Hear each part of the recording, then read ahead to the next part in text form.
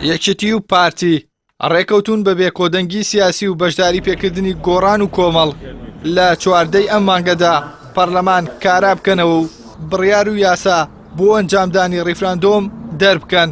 لەو چوارچێوەیەشدا کادیرێکی کۆمەڵی ئیسلامی ڕێکەوتنەکەی پارتی و یەکێتی با کودەتا بەسەر شەرعیەتی پەرلەماندا دەزانێ و هەر هەوڵێکی تاگلایانەش بۆ کاراکردنەوەی پەرلەمان ڕەت دەکاتەوە. ئەجێندای ئەم بەرەیان کە دەیانێت بەو شێوەیە پەرلەمان کارا بکەنەوە بەو شێوە کە لە کودەتا دەچێت کۆمەڵێک یاسا و بڕیاری مەترسیدار هەیە کە پێوانە بە سوێک لەوانە مەسەلەن درێژکردنەوەی دەسەڵاتی سەرۆکایەتی هەرێم و ئەم دەسەڵاتە خوڵقێنەرەی قێران و کارەساتەکان بۆ مای 2 ساڵی تر و دواخستنی هەڵبژاردن و هێنانەوەی سەردەمی 50/50 و ئیقرارکردنی یاسایەک بۆ موچە بە ناوی سیستەمی کوردستانی بۆ موچە کە ستەمێکی گەورەتری تیاوێت لە ستەمی پاشەکەوتی موچەوە بۆش خۆیان دەربازکەن لە هەموو تەداعیات و ملاحەقاتێکی قانونی سەبارەت بەو ڕێکارە دارایی زاڵمانەی گرتویانەتە بەرامبەر موچە.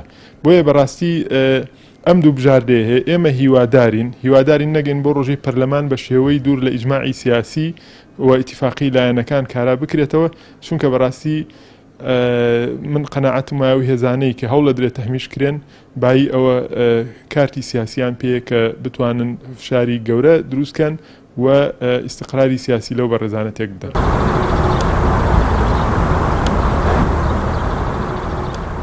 با بڕوای چاودێرێکی سیاسی کاراکردنەوەی پەرلەمان بەبێ گۆڕان و کۆمەڵ کێشە سیاسیەکان چارەسەر ناکات و گەڕانەوەشە بۆ خاڵی سفری کێشەکان هەروەها ناتوانێت کێشەی بژێوی خەڵکیش چارەسەر بکات.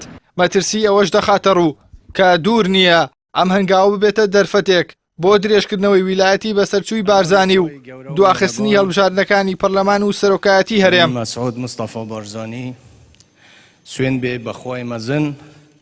کاراکردنەوەی پەرلەمان هیچ پەیوەندی بە قوتی خەڵکو و ژیان و ئابووری خەڵکەوە نییە و ئەمە بەرنامەیەکیش نییە بۆ چارەسەرکردنیوانە هەمووانی کە ئەوترێت خۆڵکردنە چاوی خەڵکە و ئەم خاڵانەی کە دەستنیشانەکرێت زیاتر بۆ ڕازیکردنی بە تایبەتی جەماوەری یەکێتیە بۆەوەی کە یەکێتی ملبات یەکێتی میاملی داوە بەوەی کە بەبێ کۆمەڵ و بەبێ گۆڕان کاکاتە بەشێکی زۆر لە کورسیەکانی پەرلەمان کارا بکەنەوە. من پێم وایە ئەم دۆخە گەڕانەوەی بۆ خاڵی سفر گەڕانەوەی بۆ 50/50کان سەردەمی 50/50 گەڕانەوەیە بۆی کە دوی هێزی سیاسی ئیتیفاقکەن لەسەر بردن و کۆنتڕۆڵکردنی داهات و بڕیاری سیاسی لە وڵاتە بە پەرلەمانی کوردستانیشەوە. پێ ناچێت کە ئەمە نەتیجەیەکی ئیجابی هەبێت و بتوانێت ئاشتی کۆمەڵایەتی دابین کات و ناتوانێت ئەمە دڵی هاوڵاتیانیش خۆشکات. ئەگەر پەرلەمان بەبێ گۆڕان و کۆمەڵ کارا بکرێتەوە چی ڕوودەدات؟ پێشبینیەکان بە ئاراسەیەکی باشدانین و ترس لەسەر دابەشکردن یاریمی کوردستان دەکرێت بەسەر 2 زۆنی سەوز و زەردا.